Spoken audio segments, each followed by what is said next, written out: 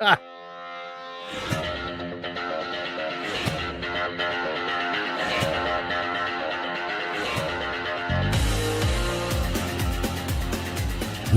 to the Bleeding Burgundy podcast, a Washington Commanders podcast for fans, by fans. With your host, Jesse Martin. What are you talking about? You're out of your mind. John Taylor. We finally got professional football back. This is going to be fun. Scott Hartley. Yeah, thanks for having me on. Max Taylor. As long as you got Jaden Daniels, you got a chance to win. Spanning the eras of Washington football. Honoring the past. Commanding the future. And now, the world's worst podcast host, John Taylor. Hey, everybody, this is John. I am the world's worst podcast host, and here we are on a Sunday afternoon. And I say to myself, why don't it's perfect, man. I don't have anything else to do. Nothing's in front of me. No, I'm not rushing to get here. Why don't we usually do our podcast on Sunday afternoons? And then I thought, well, we're usually kind of busy on Sunday afternoons with the point of the whole podcast and everything like that. And that's what makes me the world's worst podcast host. I have stupid ideas and I say stupid things. But welcome. We are all, I am sure, Commanders fans who are sitting on the edges of our seats, pins and needles, ready to go for the legal tampering period, which begins tomorrow at noon, last week at 10 o'clock on Tuesday afternoon or whenever they were at the – that's not Tony. You're right, Scott. Welcome back, Max. Max, we'll start right around the back here. Scott G pointing out the obvious that Tony, we had some issues with Tony. I mean, the guy's he was hanging around the podcast office and Xeroxing his butt, and it's just we're just not into that, especially like if a ball pokes through.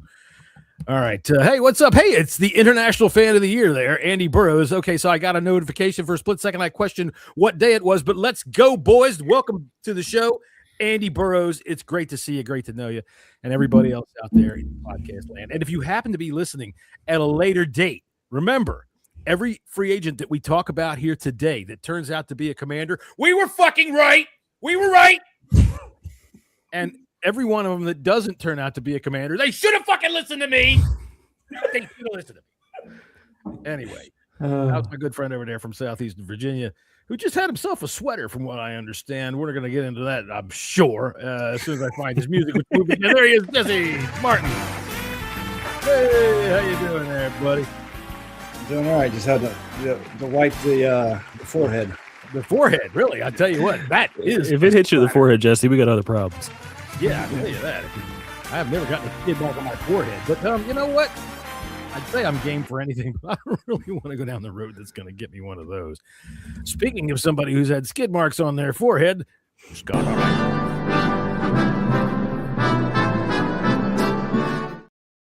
Now, Scott. You're from the UK. I am, yes. Okay, and we're all coming over to the UK next, I would say probably October, to come see the Commanders play football, right? We are. So we're all staying at your place. Party at Scott's house. By me. That's absolutely fine by me. They're not going to know what is hitting in the town. It's going to be like, hang on, there's 4 new people in the gene pool. What's happening? They're not Etrians, or whatever the hell it is you guys have running over your country. Anyway, I'm not going to get into all that kind of stuff because down below, once again, returned from his house arrest. Actually, you were vacationing in the North Central Virginia. I was vacationing for work. Welcome back, Max. There's Max. Thank we don't you. have any music for Max.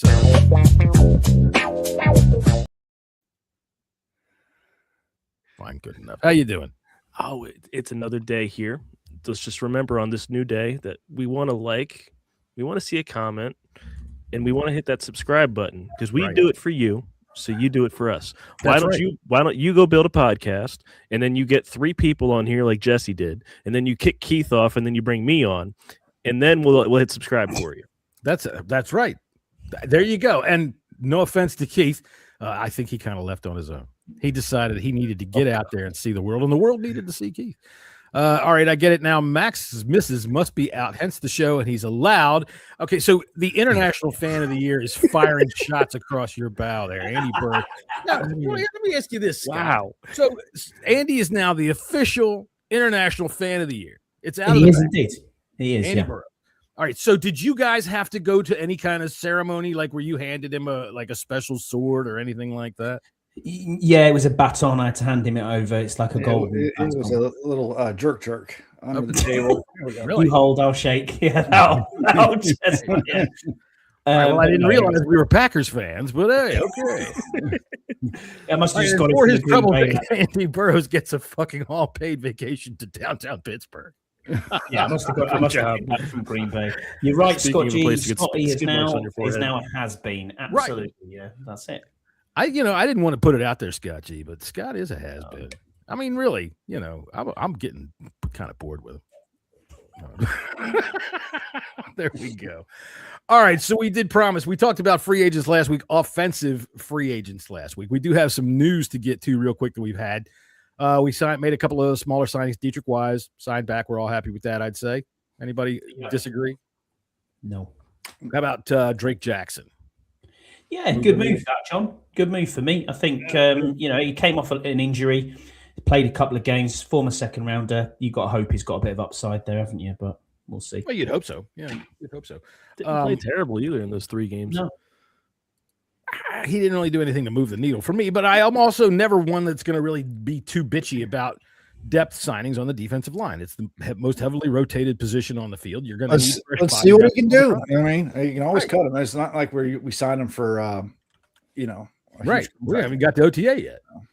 So just real quick, I just saw this. Just wanted to throw it out there. It seems like we might be will heavily pursue Tyler Linderbaum. Yeah. If the Ravens do not sign him back. Here, hang on a second. Tell you what, hold on.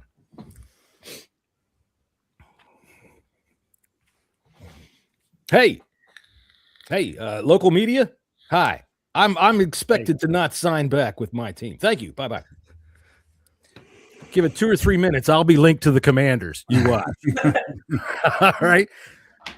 So, I think anything with a heartbeat is linked to the Commanders. And I think that goes all the way back to fucking 2000 when Dan Snyder went absolutely bonkers in free agency and spent all that money and bought us a new team. And it didn't really do it. Jeremy Fowler is also listing Rico Dowdle to the Commanders. Fowler's usually that just, I mean, Bill Dowdle, to me, that's like the same fucking player. I think so too. Dowdle to me is also one of these players that flashes and then he kind of disappears. Now, is that because of him? Yeah, well, last year, but that idiot Tepper went down and said, "Look, we just paid Chuba Hubbard. Now he's right." But back in there. Dowdle had 500 rushing yards in 2 games, and then had 300 the rest of the season. I know, that's what I'm saying. But you could also see that the Panthers forced Hubbard back in there, which, I mean, let's face it, I don't mind that. Chuba Hubbard's not a bad back at all, but they did give him a contract the year before, and I just think that's got something to do with it. But that also, that does stick out. Scott, what do you think of that? When you think of Rico Dowdle, what do you see? Do you see the big 180-yard game, or do you see the paltry games after? No, I see the small wins he comes out with. It's a good back, but you're right, Jesse, and what you're saying, I agree with your point. It's kind of Bill similar, you know what I mean? Maybe a little bit. He's a little bit heavier than Bill, but he's not a Tyler Algier type back, a bruiser. And I think that's what we need, is a bruising back. Right. Well, now we did offense last week. But Max wasn't here, obviously. So I'm just throwing some stuff that's in the ether. Throw it out here. Tyler Linderbaum's going to cost a fortune, though. Yeah. That is going to be a big contract if we were interested. I don't remember. Also hearing Jalen Phillips. Mm-hmm. High interest on Jalen Phillips too. The only thing about it is sometimes some of these guys some of them are better than others at predicting things. Other ones just say whatever they fucking want to make it stick to the wall because people are fun with it. I think that if you are a clickbait guy out there, you've got a check mark next to the Commanders' names for fans will fucking react to anything. I will get a lot of reaction to this. So we get a lot of that stuff. Tyler Linderbaum is going to cost a flipping fortune. I would think we're probably going to draft somebody. beyond that. Someone I wouldn't. Oh, What's up, Kyle? They want to get more explosive on offense. Having two backs that can take it to the house on any given play is not a bad thing to have. You're right. Totally agree. It's always salivating to look at it, but how much are you going to balance their attack is what I'm looking for. And we do need a bruiser. I'm in the tank for C-Rod. Good to see you here. Linderbaum. Do we really think that's the plan, or does it maybe seem like I can't remember who it was that put that out there this morning, that maybe his agent Jordan Schultz trying to leverage the Ravens? I saw Jordan Schultz, and I saw maybe one other had that out there. Schultz is one of those guys that usually is right when he says something. Everything this time of year is all about misdirection. Of course. So it's it could be his agent coming out there. I mean, did you guys just see the thing with Caleb Downs 2 weeks ago? Oh yeah, well, with his degenerate knee, right? That came out and was like, Nonsense. "What the hell is this?" We see this on a yearly basis, though. It is crack, and his left arm isn't real. Yeah, we see this every year with players. It gets leaked out. Oh, something's wrong with this guy. It's a lot of it's fodder, and you got to just weave through the fog to find out what's real, and that's teams got to do that. Not me. I'm a fan. I'm swallowing every bit of it. I'm regurgitating every bit of it, and I'm we know you do, Dad. It's okay. That's me. I'm just going to do the whole thing.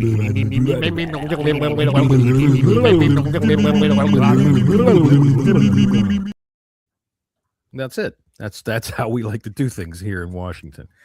I'll tell you what. One thing I've been having fun with is doing these talk me out of threads that I've been making with just draft guys and listening to how people react to.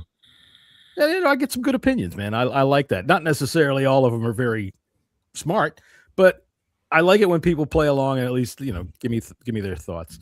All right, so I was going to ask you, Max, because you weren't here. Are there any offensive free agents that you have sticking out in your mind that you're looking for? Anybody that you'd like to talk to right away? Not immediately, not off the top of my head, just because it's going to be such an open market that with the amount of cap space we have, numbers are going to skyrocket. So Linderbaum would be nice. Alec Pierce would be nice, but those numbers are going to skyrocket very fast. The more I've been thinking about, Alec Pierce, nice. But we were talking about Tyquan Thornton last week. 4.2 guy, makes plays for an off-schedule quarterback. That wouldn't hurt my feelings much. Tyquan Thornton from the Raiders, correct? From the Chiefs. Who am I thinking about?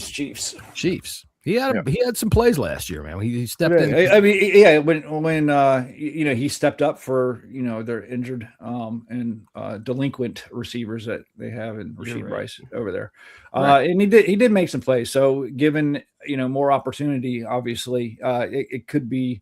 I would prefer someone. Is Brandon Ayuk a given? No. I don't think so. I don't think so at all. I mean, Jaden probably wants him.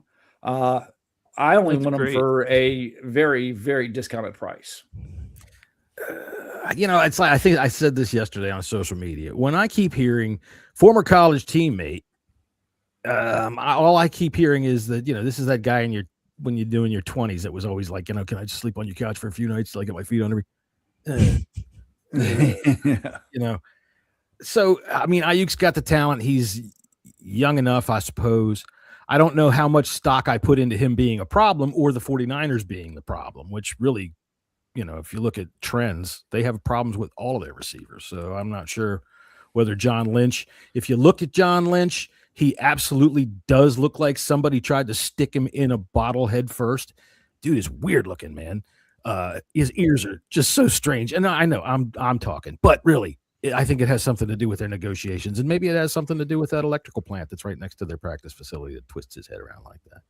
But all their receivers seem to be bitching. Back on the Linderbaum, I question this because the fact that Linderbaum is going to have to cost you in between $17 and $19 million a year. A lot of money. That's a lot of money on the offensive line. When we have Cosme, we're going to pay Tunsil. That seems like would be three big contracts eaten up on the offensive line. Not only that, but Linderbaum, I get it. He's better than Biotish, but is he 25 million over 9 million better? There have been saying that he's the best center in the league. Okay. And yeah, I get that. I'd go with Cade Mays if I had the opportunity to do that. There's players out there at centre as well who are good starting centres. So I can't remember the guy from the Browns who's a free agent as well. Begins with a P. Can't remember. That's it. Yeah, Poachich. Good player. So Listen, it cost you a lot less than Linderbaum. We do have to protect Jaden. I mean, he's our most valuable asset, and we need to put the right people around him. But you got to be smart about it because we're doing so leaves the defense more vulnerable. It leaves cap space for weapons for Jaden more vulnerable. You're not going to be able to put money, as much money there as you need to. So that's why I'm kind of pushing back on the Linderbaum signing because it just seems like it's just too much. I think you're right. Andy Burrows, good friend of ours and international fan of the year, taking over for Bleeding Burgundy podcast, constant guest, Scott Hartley. Does your quarterback have any say in free agency? DG, go get him, of course. Of course, JD wants weapons that don't mean they'll go get him. I think, yes, he does have say in free agency. And I think that if JD did say, if they wanted to bring in a wide receiver and didn't talk to him, I'd question what the hell's wrong with them. Yeah, and that's for any starting quarterback, as long as he's your guy. You're not going to go ask Sam Howell this, but you're more likely to get a discounted Ayuk because of Jaden.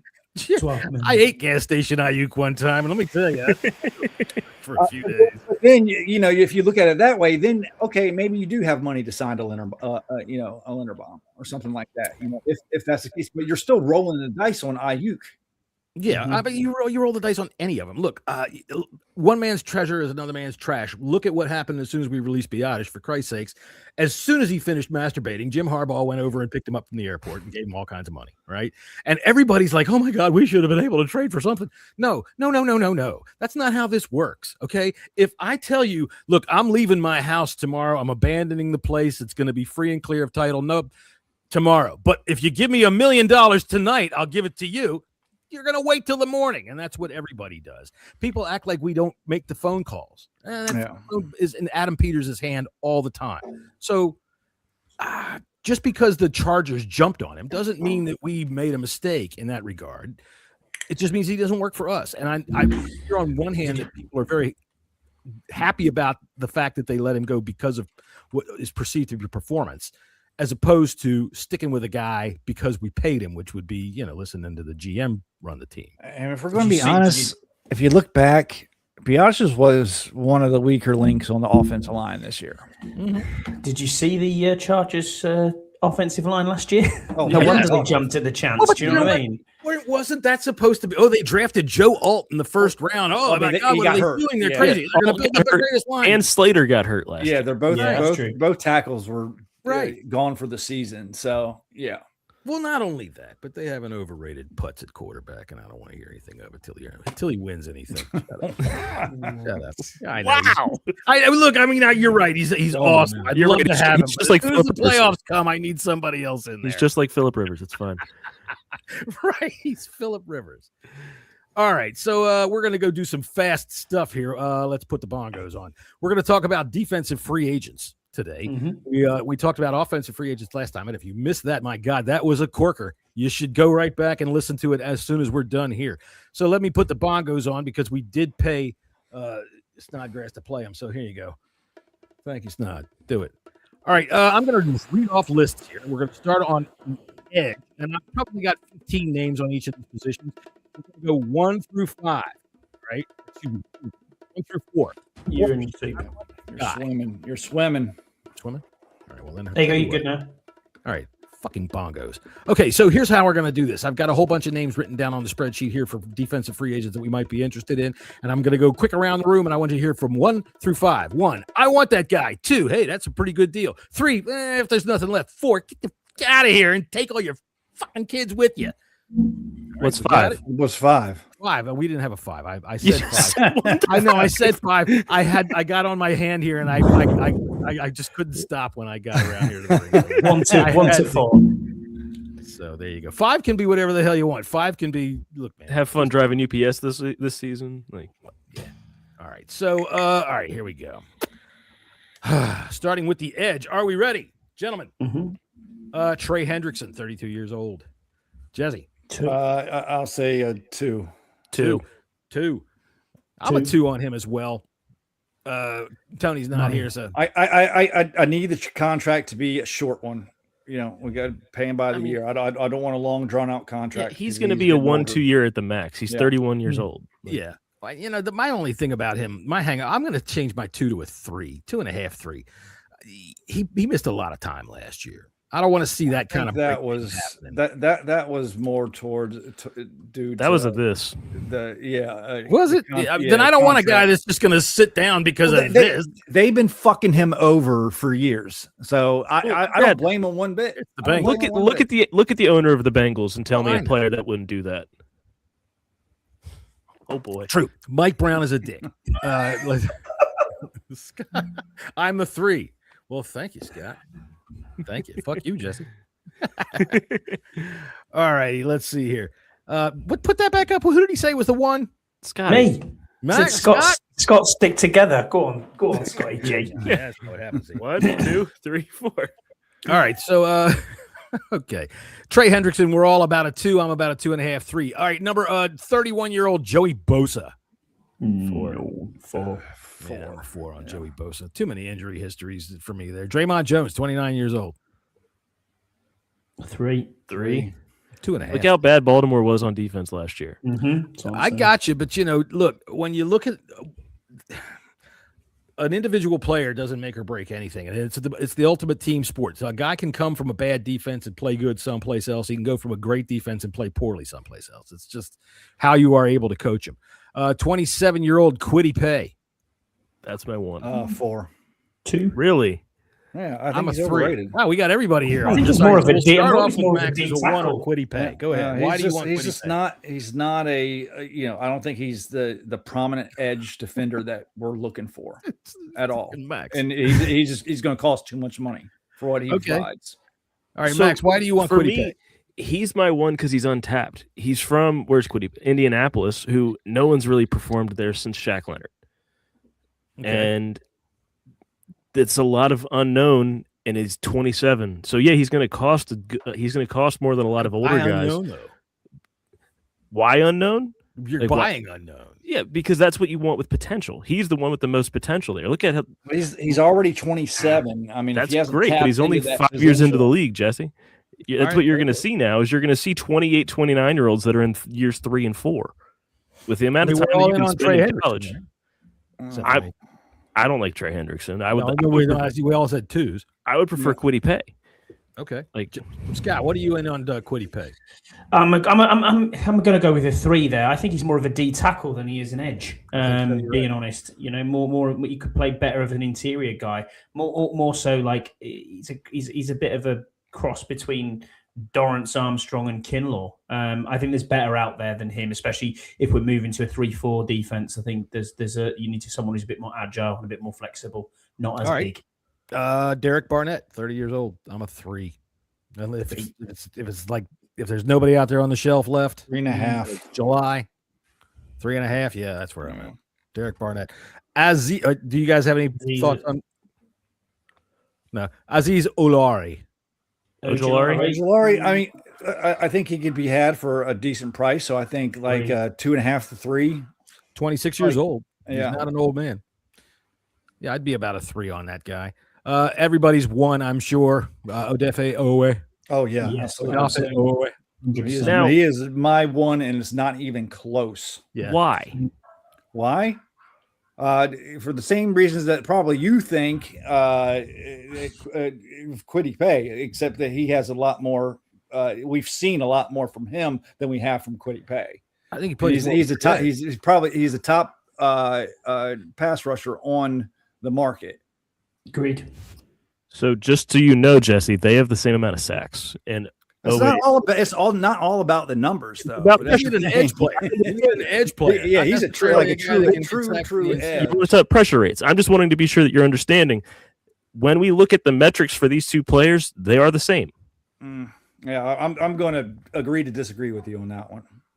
I'm just talking metrics. You can talk about eye test. I'm seeing what they produce. All right. Well, that's what. And again, it's not all about the numbers. I think when it comes to something like this, that's what you have to look at. Because it's what have they produced on the field. You can say, oh, my gosh, they're the best person at hypothetically getting to the quarterback. But if you don't get to the quarterback, that doesn't do anything. I got to tell you, I'm pretty good at hypothetically getting to the fucking quarterback. I can do it practically anytime I want. Next. Oh, okay. Peyton Turner, 27 years old. Former first rounder. Not He's for me. he for a 3-4, he's going to be an inside linebacker. He's a 2 for me. He would be an inside linebacker in a 3-4. That's all right. We're going to need inside linebackers. I'm looking to stock time. I'm looking to stack talent on the defense is where I'm looking to do, especially off-ball talent like that. Peyton Turner, 27 years old. He's a 2 for me. Where do you want him here, Jesse? 2.5, 3. All right. You got an opinion on him there, Scott? No, 3 for me. He's former first rounder with the Saints, isn't he? As far as I'm aware. I don't. He's from Pittsburgh. I also think, especially when you're getting into the second contract. I'm thinking Peyton Wilson. You're right. All these Peytons. All right, Arnold Ebikete. He's the same one for me as Kwity Paye with a 2. He's just the unknown. Okay, well, my unknown is how do you have a last name like Ebikete and they call you Arnold? I don't know who he is. Well, never. He went to Penn State, so yeah. I just look. You just got to get some kind of match on your name there. I'm really no opinion on that. Boye Mafe, great player. That's my number. That's one of my number ones. My number one edge rusher. Well. Yeah, he'd be probably 1.5 for me. Yeah. Max, where are you on him? I mean, he'll be cheap. Oh, sorry, Max. I think he'll be cheaper than Owe. So that kind of moves him up just a little bit for me. 9 sacks, 6 sacks, 2 sacks last year. He's kind of one that I don't think he's probably like Max thinks with Kwity Paye. I'm not sure if he's even reached his full potential yet. Agreed. Honest to goodness, when it comes to getting to the quarterback, we weren't terrible last year. We were just incredibly inconsistent. We weren't good at it. We weren't terrible at it, but we were very inconsistent. The thing that I'm looking for with these edge players, I want a guy that can set that edge too, that can contain that run and not just be. Yeah, I want a guy. That's what I'm looking for. We've got a lot of help that we need on the edge, and it's not just pass rush. I think our pass rush will gain by having Dorrance Armstrong come back. I think people kind of sleep on that guy. They don't give him the credit that I think deserves. I don't think he's a world class, top 5, top 10 in the NFL.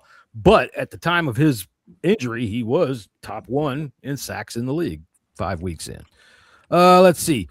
I'm trying my best with these names. We should let Scott Hartley, the official pronouncer of the Bleeding Burgundy podcast, the BBP, to say these names. Victor Dimukeje, 26 years old, long name. No idea. All right, David Ojabo. Ojabo, yeah. Is he with the Bengals? Joseph Asai? Yeah, I would rather pull from places where they've got success. I mean, that's why I'd be rather. Honest to God, I'd look at Browns guys before I'm looking at Bengals guys. All right, linebackers, are you ready?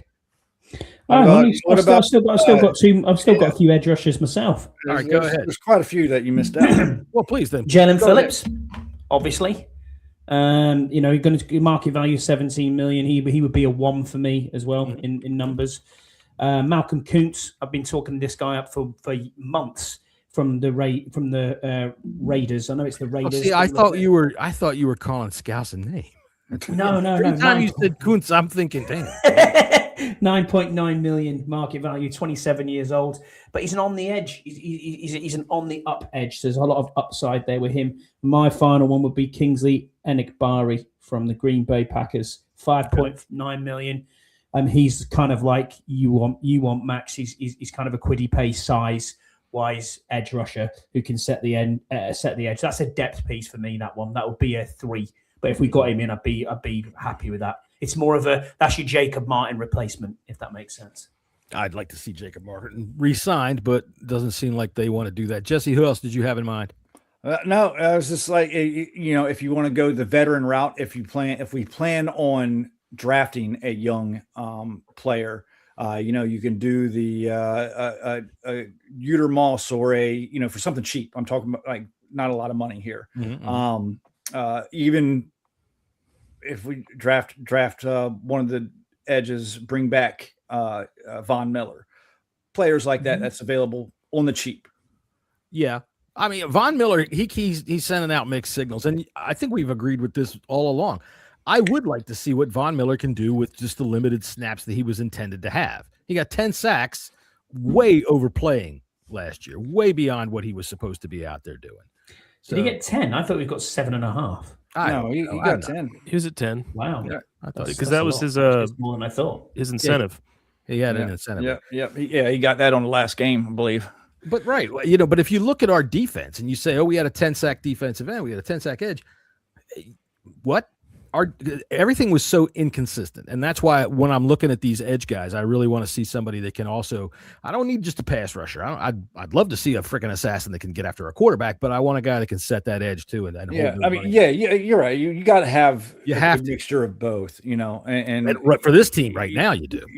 Especially since we are switching up to a hybrid 3-4, your pass rushers need to be more active. And a little bit quicker off the ball and setting that edge. We're spreading things out on the line. So we got to keep that in mind. All right, Max, did you have anybody else in mind on the edge? No, y'all covered it. All right, because literally when I'm looking at edge free agents, there's so many of them. We could just spend a whole day on that. All right, so moving to linebacker, we're going to start off with the senior citizen, Levante David, who I think is related to David who threw the rock at Goliath. Five. Yeah. Wasn't he like? Isn't he like 30? He's 30. He's 36. He's 37. Wow. Yeah. Well, my age that I have down here will be what he is at the start of the season. So, I mean, Levante David, he's had a great career. Yes, he has. Great job. Yeah. Yep. If you're going that route, you might as well bring back Bobby Wagner. Right, exactly. Like seriously, it's just we got to get younger. We got to get quicker. We need a good middle linebacker that's going to take over that role and keep that role for 5-7 years. Yeah, and I'm a 5 on Levante David. I only put him on the list because for so many years of his career, I'm watching him going, damn, if we had somebody like Levante. Yeah, but I mean, Levante David's been in the league since I was 15 years old. Like that's how I look at those players. All right, Logan Wilson. That's a Detroit Lion. Is that who he plays for? I don't know. Oh, no, Alex Anzalone. He plays for the Lions. Anzalone. Logan Wilson's at Dallas. He's a good depth piece. Right. Logan Wilson's at Dallas. He also got cut. Now, Anzalone, we can talk about that, even though he is older. He's 32. Get something played. I mean, he's played well the past years. The price is right. Talk about it. Come on down. It's 2. Come on down. All right. Well, now here we go. Max, you had something to say about Anzalone? Anzalone is a 2 for me. He's a 2. All right. Ready for this one? Here we go. Free agent Cole Holcomb. Fuck off. 7. 7. He's a 9 for me. All right. Quay Walker. Quay Walker is one of my 1.5. Yeah, he's 1.5. Definitely interested in talking to. 25, massively high upside, good middle linebacker. Yeah, the definitely. Packers wanted to bring it back and they couldn't get it done. He's 0.5 for me. Go ahead, get him. 0.5, go get him. Devin Bush, 28 years old. He was good coming out of college, but he hasn't performed to that level in the pros. Well, we have several Devins on the list here, so we'll go to Devin Lloyd. That's going to be pricey. I mean, he's a lot. I don't mind, dude. You know how long I've been wanting a linebacker for Pete's sake? I know. No, I get it. I totally get it. That's goddamn a lot of money. I get it. Yeah, he earned it though. He's a 1, obviously, but all right, I have 2 1s and he's one of them. All right, so I'm only going to play this time because we had it since last time, and this is what I'm used to at linebacker. Give me a linebacker. From the John Bostic collection comes a fragrance for the man who doesn't know what he's doing. For the man who has all the questions. The tight end caught a pass. The running back is open in the flat. Tackle someone. For those days when you want to be out of position, or the days you want to be hopelessly slow to react, or both. Whiff by John Bostic, available now wherever bullshit is sold. Right. And I have been wanting a linebacker ever when they signed John Bostic. Max, do you remember? I was even like, at least we know who he is. At least he's got some history there.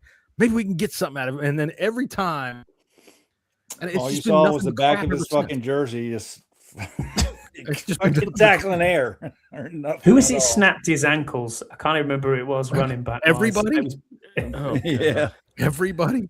Him and Cole. All right, so Devin Lloyd, yeah, spend the money as far as I'm concerned. Now, this one's been linked to the Cowboys, Kobe Dean. Yeah, he's a 2.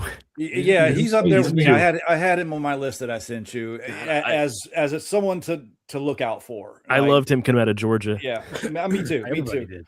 Questions a about bit his underwhelming. injury, Well, his injuries, but if you get him for the right price, hell yeah, bring him on. 7.9 million a year according to open market value, but it might be a bit more than that. But side to side speed, he's got it. You aren't going to be what we're talking about there. It's not Bobby Wagner in coverage, is it? You know what I mean? No, not at all. He's 26 years old, which seems young. Mm-hmm. 26 at the start of the season. Like I said, I extrapolated up. Let's see here. Jerome Baker. No. 30-year-old Jerome Baker. He's a Dallas Cowboy, No. I believe. Mm-mm. Which might give him the Dan Quinn, hello, how are you? Nice to see you. All right, Devin White. Another Devin. How old's he now? About 30? 28. Oh, he's from LSU. I'd say 3. 3, 2.5, 3. Yeah, 3 for me. Isaiah Simmons. No. 3. Yeah, I'm going to 4. Maybe 3.5. He's a player. He was so hyped coming out of college because of positional versatility, and he has never been able to. He's never found a home in the pros. You got to have a niche for players like that. You kind of got to develop a specialized, hybrid type of defense, kind of like what we might be running. So he could fit. It's about a fit. I remember in college, he had his last year in college. He played every position on the field. Yeah. Like the fan base was so pissed. A lot of fans would receiver and quarterback. They wanted us to trade back and to pick him up, and they were, everybody was. He was the top 10 pick. Yeah, He was playing X receiver, was he, Max? Wow, it's not bad for me. It's too many vowels in a row. I'll tell you one guy that I'm looking at. I have high on my list because I think he would fit this particular defense. And this goes for pretty much all free agents, coming from places like Denver and Minnesota, where they run a similar defense. Is what's his fucking name? Alex Singleton. Alex Singleton. There's never anything that ever summed up the Bleeding Burgundy podcast. What did I just see? He's got all this going for him. What the fuck's his name?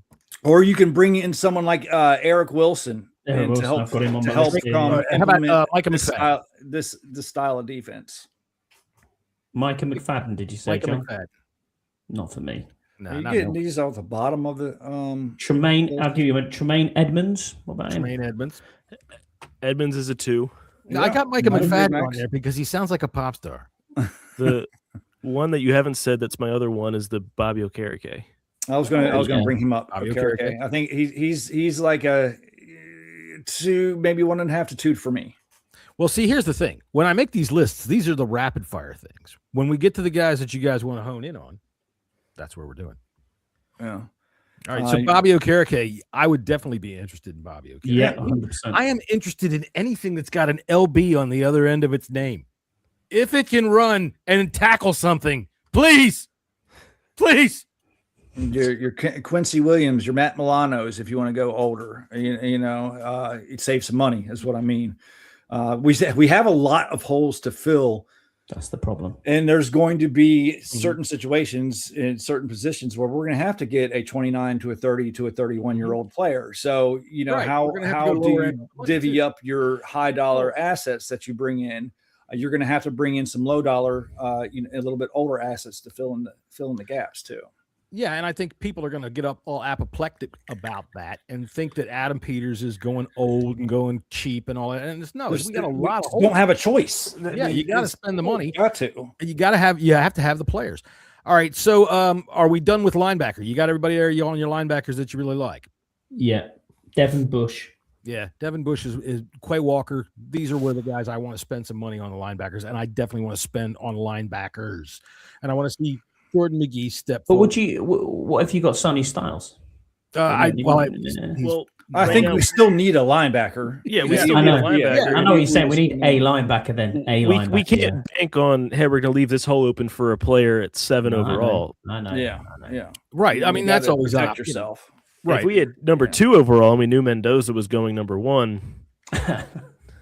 Well, then we got our, we got whatever we want. All right, so cornerback, another big need area for the Commanders, which I think they're going to address in free agency with lower end guys. I don't think they're going to go heavy, but I'm just going to start off with a name with just a random list of names. We'll start with Monteric Brown. Anybody on Monteric Brown? Yeah, good. Yeah, he's a good player for the Jags. I watched him. I think the Jags will re-sign him though. All right, Anthony Kendall, 27 years old. No. Caillou Blue Kelly. Is he coming back? Come on, man. Back again? Caillou Blue Kelly. No, throwing darts at a dartboard here. The only bald cartoon character I would want anybody named after on our team would have to be named Elmer. Tariq Woolen. I think everybody. Yeah, Tariq Woolen. Yeah, of course. All right, Benjamin Saint-Just. Are you trying to give Scouts a coronary? Can you imagine if we signed Ghost and Blue Kelly? Let's bring Fabian Moreau back while we're at it. Why not? We'll have a all French Jonathan Allen. And Benjamin Saint-Just, which, by the way, if y'all didn't see the 300th episode, Benjamin Saint-Just did write us an email to congratulate us, and he said, Monsieur, if you even think for a moment without using my name for some idiotic email congratulating you on 300 episodes de le podcast, you can just forget it. Do not even play with me. I hate you guys. I will seek my lawyer on you so quick your heads will spin. I will sue you into oblivion. This is your only warning. I will not be trifled with. Whether or not you think I can cover the wide receiver or make the interception is no reason to make fun of me the way you dickheads do. Sincèrement, Benjamin Saint-Just. Thank you for writing to us, Benjamin Saint-Just. I need to get some accordion music. Go on there, Scots as well. Let the weekend. I've never seen that before. You've never seen? Have you not seen that one? That Benjamin Saint-Just, yeah. Oh, I don't have the video up with me. Anyway, let's see here. Okay, so so we're all out on Benjamin Saint-Just. Yes. We are, yeah. Did he get an interception while he was with who was it, with San Diego? Well, he was with the roommates. I think he got one. He got one. So he got his first interception. Yay. All right, Greg Newsome. This is one I'm definitely interested in Newsome. Absolutely. Dude, if it's got Cleveland Browns defensive back next to their name, my interest is up. I'm not he's been with the Jags. I thought he was they traded for him midway through the year. But he played very, very well with the Jags too. Very well. He did. But the thing is, they want Monteric Brown rather than Greg Newsome. So Greg Newsome will hit free agency, whereas Monteric Brown probably will not. This is why I'm the world's worst podcast host. I am there was definitely a Greg Newsome that used to play for the Browns, and it's 25 years ago. And it's probably it was at the middle of the season. He was a trade deadline trade. Yeah, just so there you go. All right, I'm not as stupid as I think. Trayvon Diggs. I'm stupid enough to say about Trayvon Diggs. No, I don't want it. 57. Yeah, 57 on Trayvon Diggs. Now, here's one that I do think is going to happen and is going to be a lower end, inexpensive signing, and it's Jeff Okudah. Yeah. So do I. Absolutely. Inexpensive. £1 million deal, $1 million deal. Happy days, vet minimum. Cheers. I think we have to. Happy days. We have to spend some money on quarterback. So I'm not sure on corner. But that's just a depth piece. Yeah. Yeah. I think for a vet minimum. Jonathan Jones out. Yeah, that's it. For a vet minimum, I'm really for a guy that knows Durante Jones. That I think is the primary reason why I'd see why his name sticks out to me. He's probably how many years did he play in Minnesota? 2? He's 27 years old. Yeah. So I don't have his career up in front of me, but he's been there a couple of years. That's the reason that I pick his name out. He won't be expensive. He'll be a depth piece, and he knows Durante Jones. Absolutely, good signing that would be. Adoree Jackson. Little long in the tooth. Nice name, but thanks anyway. Rasul Douglas. I thought I saw he got re-signed. Did I? Yeah. Rasul Douglas. He's another old one. He is an old one, but he's the guy. If you're bringing him back, or if you're trying to, I think him and Jonathan Jones are very similar. Well, if we saw what Jones could do last year, and it wasn't anything. So if a guy can do even a little bit, what about Igbenogany? Bringing him back? Igbenogany, I kind of like Igbenogany for the role that he plays with us. He doesn't embarrass himself most of the time. Most of the time, but he has good length. He plays all right in the slot. But I think that when you look at our defensive backfield, I'm not laying as much on them as I do on their coaching, with the exception. He's still only 26 years old. He's still very young too. Mm-hmm. All right, let's see here. D. Alford. No. Nah, girl's name. There's not many corners that are like there is this year. There's a couple. No. As I just said, there's not many. There's a couple. Scott. It's not Samuel Jr. That's the name I was going to bring up. He's 26. 26 can be had as probably at a decent price. Injury prone. Possibly. It would be he would be probably a 3 for me, but it's kind of on that intriguing line right there. There's two I've got. Martin Emerson. That's the last one I got it written down here. Okay. Oh, no, quick. Emerson's a 2. Who else you got in mind, Scotty? Oh, Eric Stokes from the Raiders. Again, very good. He's 27. Miles better than what we have. He's used to a 3-4 scheme, high upside. Happy with him. You can have him for a market value of $7 million. The other one is probably the best corner in free agency is Alontae Taylor from the Saints. No one's even talking about him at the moment. He will cost a pretty penny, probably about $16 million. But it's going to be too expensive, I think, if you're investing that much in there. I mean, I'm looking at corners now on market value according to Spot Track, and Taylor's the number 2. Nashon Wright is Nashon Wright. Yeah, is up there. Why am I bringing for it? And wasn't there a corner from the Chiefs? Corner from the Chiefs. Jalen Watson. He just got. Did he get signed and trade or traded or signed and trade? I thought he was going to be a free agent. No, it looks like he is a free agent. 12 mil. I don't see him on. He's on Spot Track. He's on Spot Track, yeah. What the hell? He's not on mine. Are you looking at it previous AAV? Is that your sort? No. I'm just all cornerbacks available. Right. Your sort, though, in order to get the list, is it on previous market AAV? Value. Go on market value at the end. It's just all free agency types. Right. Yeah. So what should I? So if you at the top where it says like player, position, age, yada yada, you probably have it sorted by previous AAV because that's the default. If you scroll over more and you hit market value, that'll be what they're projected for next season.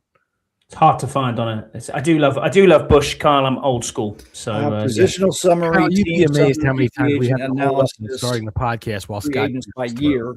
What the hell are you looking at? Spot Track, man. You're looking at Jesse. Go to the list of players. Do we have to do this right now? Jesse, for some reason, doesn't know how to work a website. So right there. All right, here we go. Yes, that's not the right spot to be looking. That's right. Now, if you scroll back up, that's not that far. All right. Now you see where it says players. If you swipe over, you should see market value. There we go. See now. All right. Now here we go. Will Compton wants us to organize a little better. He says, boys, speak one at a time.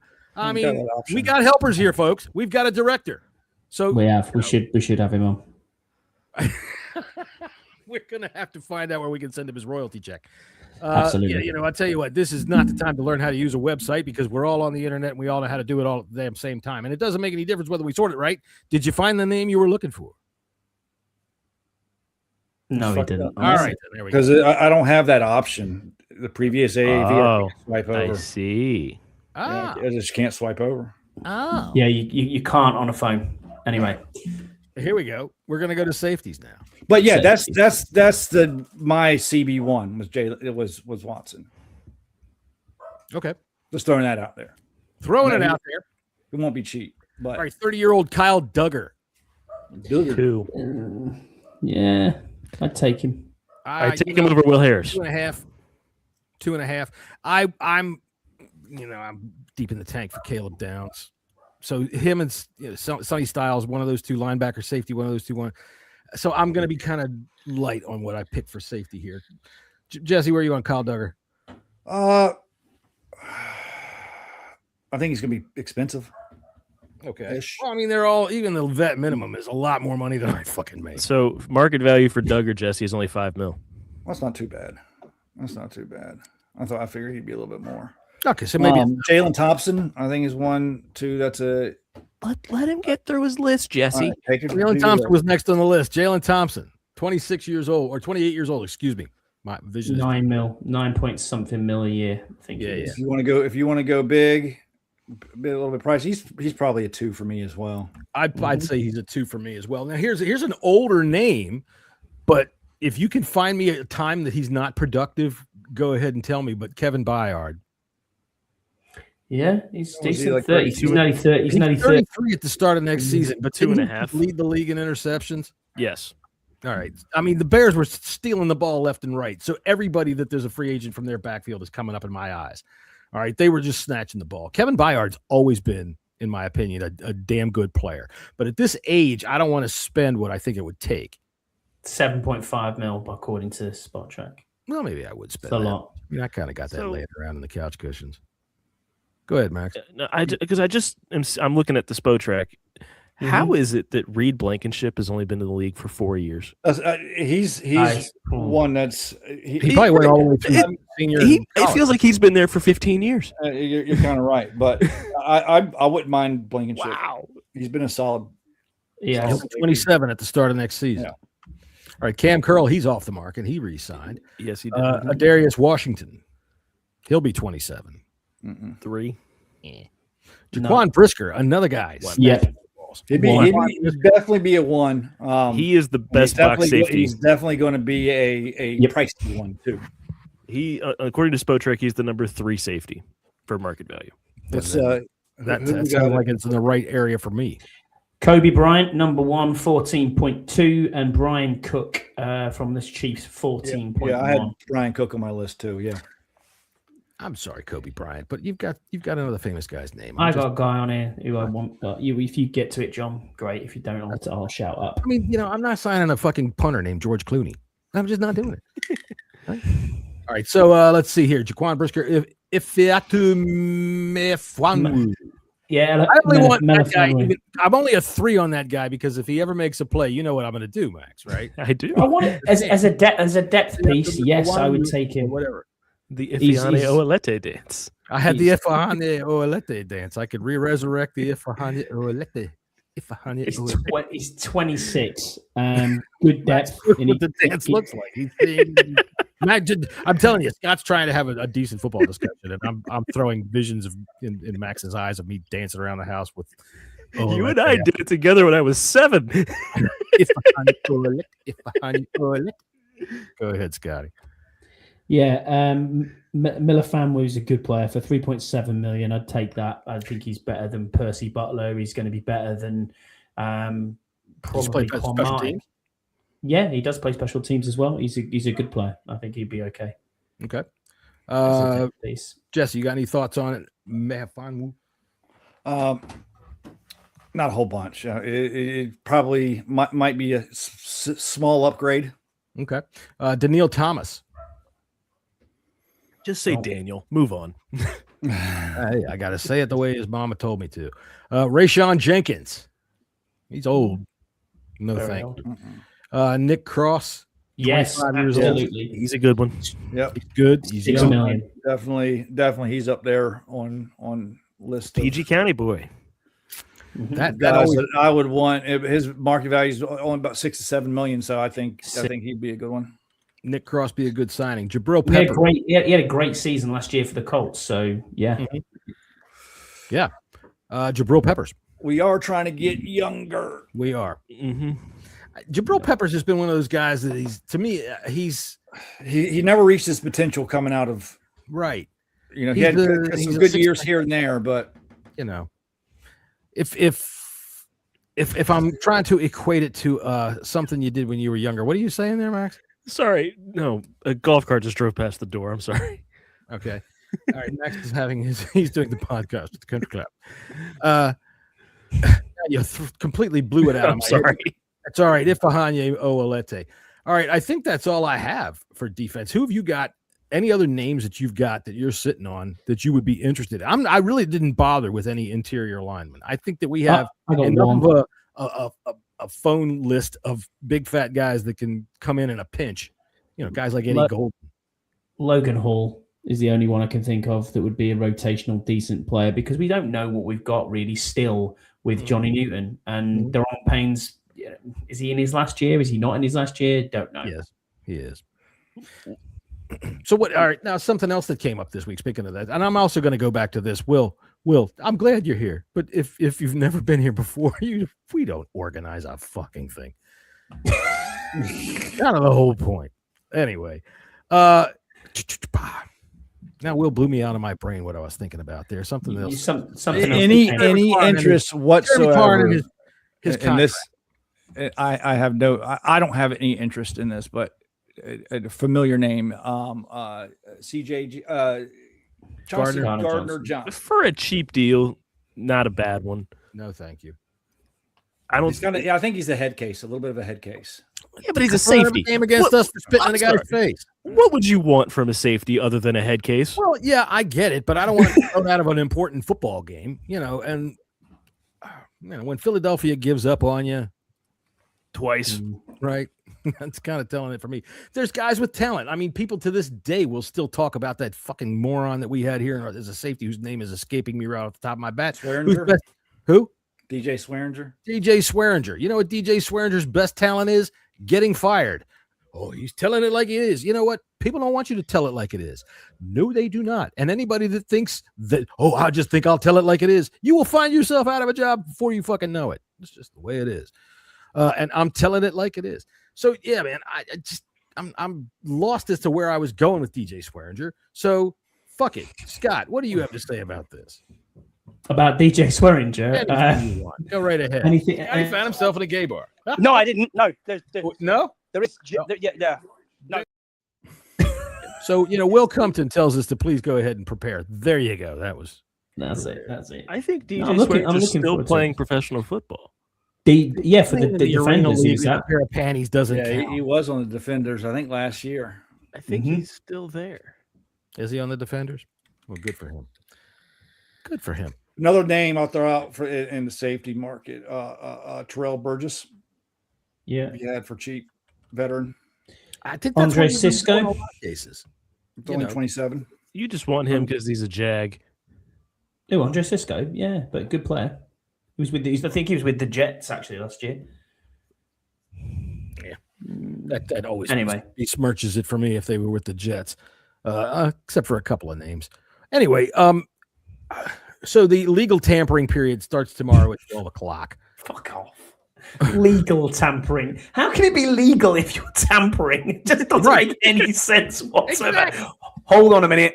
I'm going to tamper, but it's completely legal. It's part of the NFL cog, man. It gets people clicking on the sites. It gets the fan base to say. Nonsense. This is where I get bothered by it. Why? Just call it negotiation time. It's negotiation time. The league year ends Wednesday, and that's when contracts starts. Yeah. All right. So that's when you can do things, but.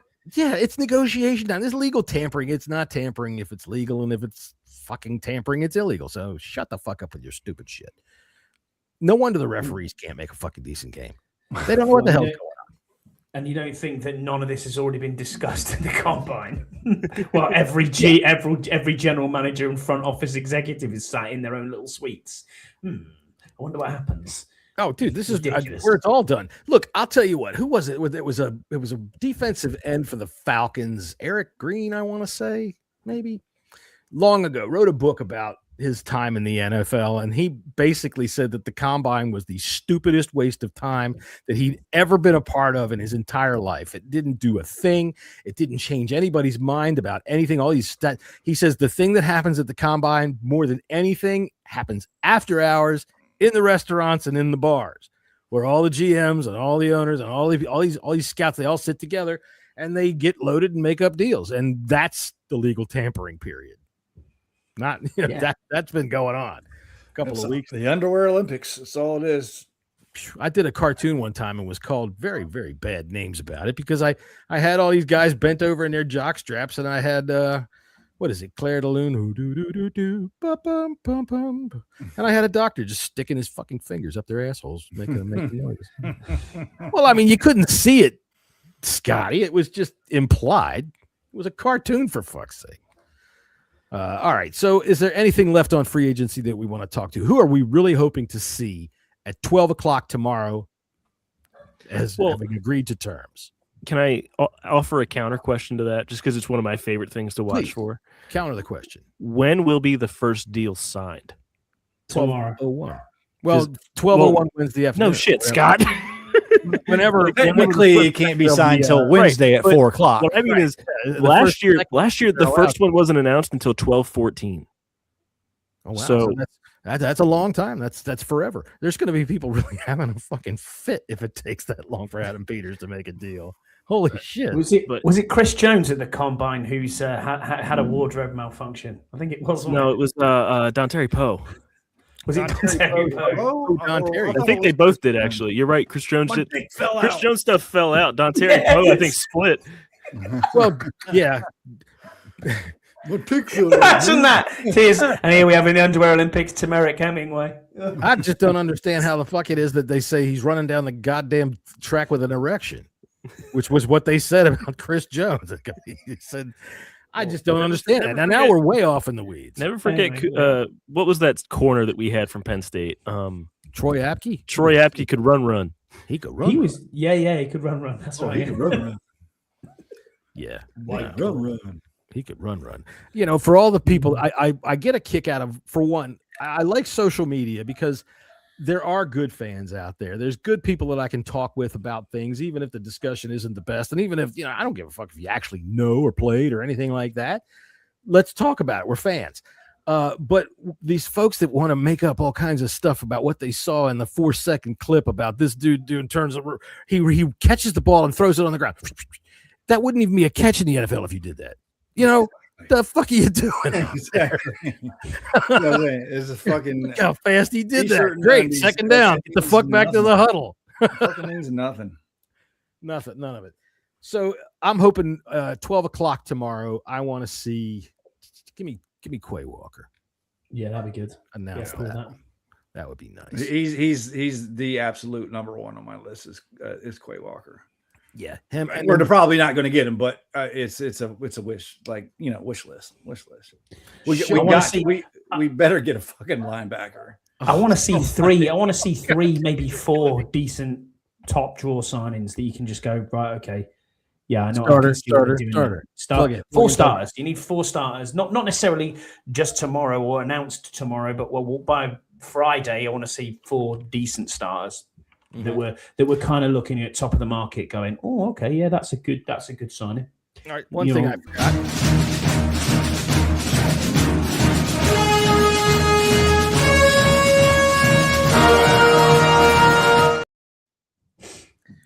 Jake Moody. Yeah, I know. We have re-signed Jake Moody. Now, I don't mind re-signing Jake Moody. I just hope that they don't turn around from signing Jake Moody and go, well, that's that. Kicker's settled. Fuck that. Sign 5 more. Let me pull back so you can see how many. Sign 5 more. All right. And keep bringing them in. Don't fall victim to what you did last year and swear up and down, first guy we talked to, it's settled. We're not going to talk to anybody else. As a matter of fact, we're going to give him the biggest deal ever for a guaranteed kicker. I don't want to go giving Brandon Aubrey $8 million, but don't just look at Jake Moody and go, problems. I think Aubrey's a free agent too. He is. He has a second round. No, he's a restricted. He's got a tender on him for $6.5 million is the tender. So looking at this, the top kickers that are on free agency is Joey Sly, expected to get $5 million. Nick Folk. I don't know why we cut him in the first place. Nick Folk expected to get 4. Chad Ryland is a restricted free agent, 4.4. Then we're into Zane Gonzalez, Matt Prater, Riley Patterson, Daniel Carlson from the Vegas Raiders. Would you take a punt on him? And Jason Sanders is now a free agent. Look, can he kick a 60-yard field goal and have a better than a 55% chance of making it? That's all. That's what I fucking want. That's the modern kicker nowadays. You better know that. Yep. If you can't do that, then I don't want you on my team. Yeah, I don't want. Don't UFL kickers or whatever. 40 yards in, whatever.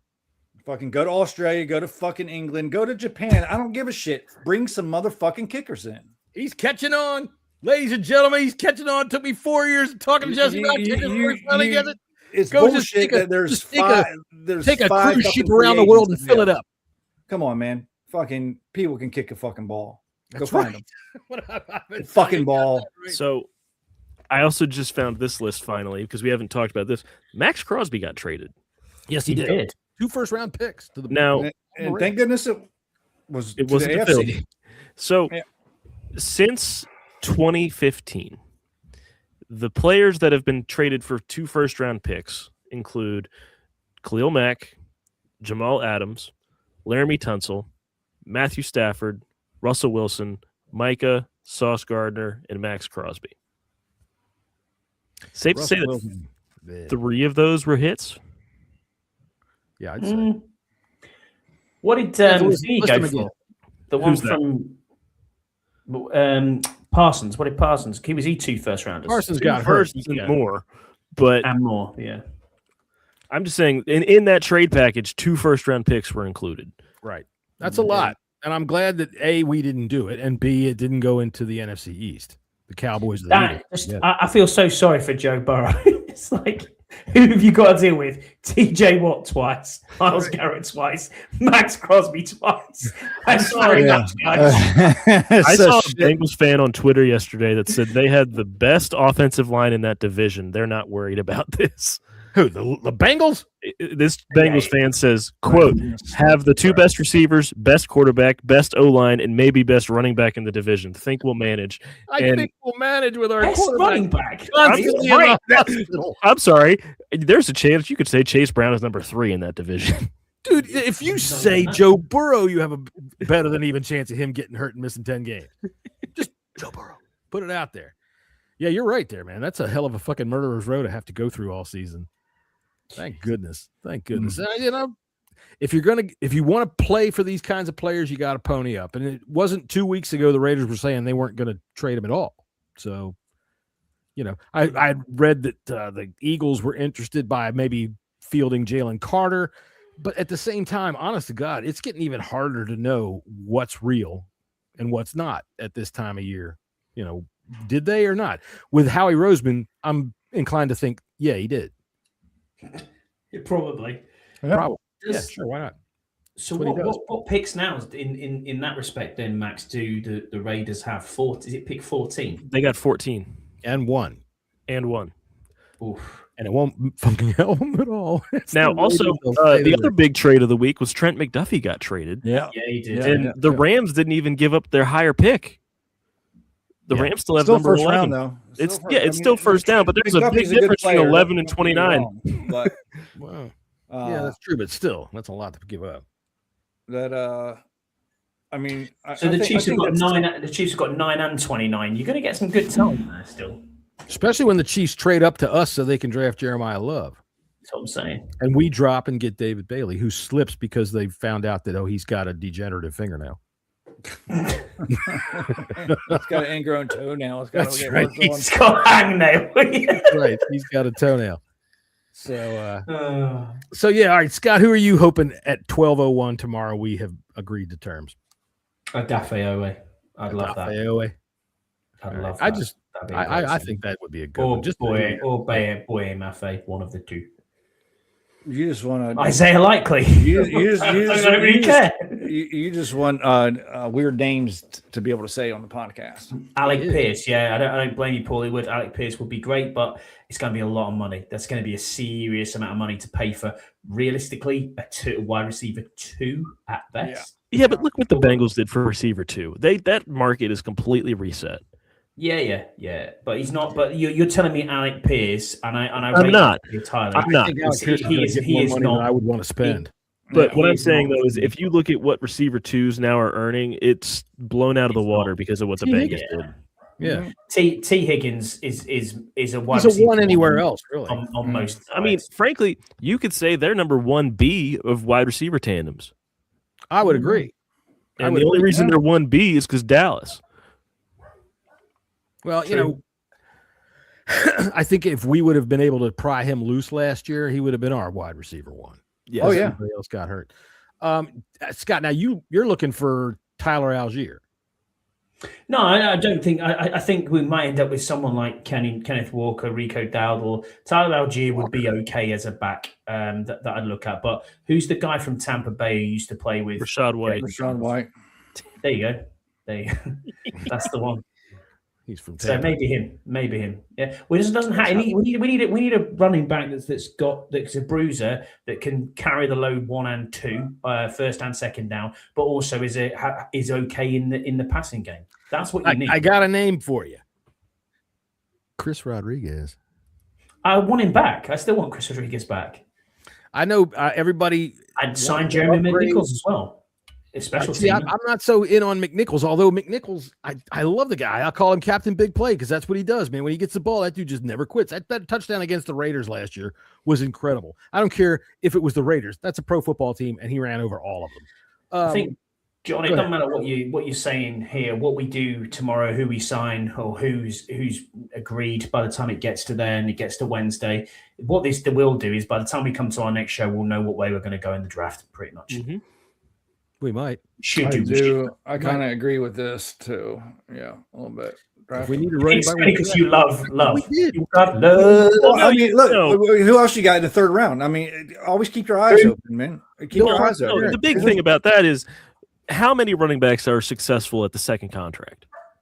There's not. You could probably count them on 2 hands. Yeah, it's not that many. So yeah, you got to take that in consideration, Max. Dude, I tell you what, 100% right. That's why I think that people they sleep on Chris Rodriguez. I don't think he's 1,000 yard a year back. He's not your most dynamic guy, but he is a pounding, bruising hammer back. You've got a great, in my opinion, potential back in Bill Krosky-Merritt. All right, we love how he runs through the hole. That dude has got lightning written all over him.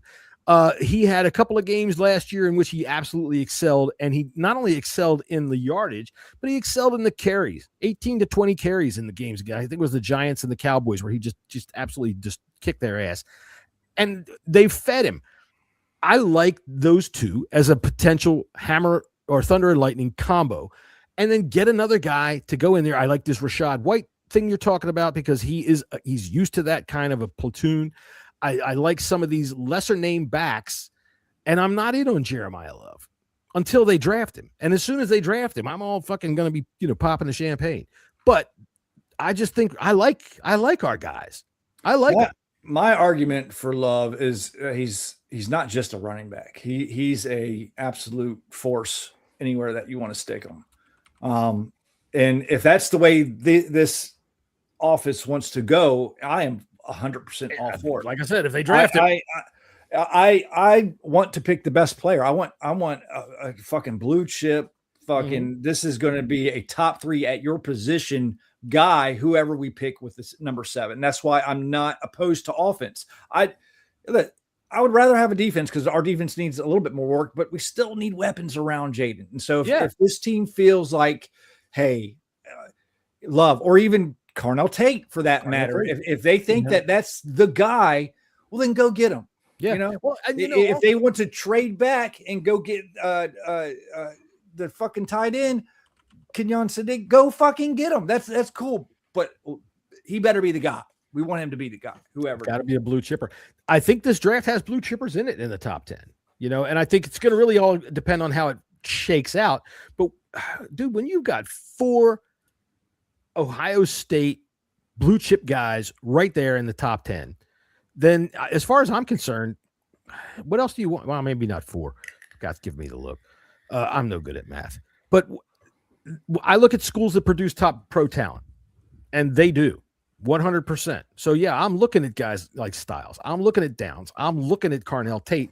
And if we pick any of those 3 guys, I'll be fucking thrilled. Any of them. If we pick Jeremiah Love, I'll be thrilled. Yeah. If we pick some goddamn guard, if we pick Davis, like on my draft board, Jeremiah Love is my number 1 player in this draft right here. He's my top guy. Yeah. Sure. And it all depends on what happens this coming week. Really. Yeah. Listen, I think we're set up. We're in a good position. We're going to get a good player. If we stick and pick or if we trade back, I think we're going to be all right. As long as we don't trade back into the fucking 20s. To be honest, I think you better pick up a hell of a lot of back end picks. I think like after 15, this draft really starts to level out. And agreed. It doesn't. I think the lowest you can probably go is 11, and the only reason I say that is you can get a lockdown corner, in Mansour Delane. Yeah, I mean he's my top corner. I'd be thrilled. Dallas will take him at 12. Dallas will take him if they're going to sit there at that level. If you could pick up a second rounder, fantastic, because one of these teams, either the Saints or the Chiefs, are going to want Jim Love, and they're going to look at that and say, "Hey, you know what? I can leapfrog the other one, and if you can get a second out of it, great." But for going back 2 spots, you're probably not going to get a lot out of there. Where are the Cowboys picking? Because I'll tell you 12. what, if they were Cowboys pick 12. They were rumored. Now, whether it's true or not, they were rumored to also be in on this Max Crosby thing, which means that they realize that losing Micah Parsons. I've heard rumors that they're really into Sonny Styles as well too. So that they could potentially be a trade back partner. And he's come up on my draft stock as well. But yeah, I think we're in a good position. I think we are in a good position. Paulie Wood says, if we take a top available cornerback, safety, running back at 7, we did fine. If we take Larry, fine. Go ahead, Jesse. I'm sorry. I didn't mean to cut you off there. No. I think, safety worries me. Is concerning at 7. Not going to lie. There's not a whole lot of safeties. You just don't like it as a positional value. Just a positional value. I like Caleb Downs. People think I hate Caleb Downs. That's not it. I'm looking at the value impact for teams itself. That's why you don't see safeties are taken in the first. It's been 6 years since the safety's been taken in the first round. There's a reason for that. But if they deem to find Downs, that's their player. Okay, that's fine.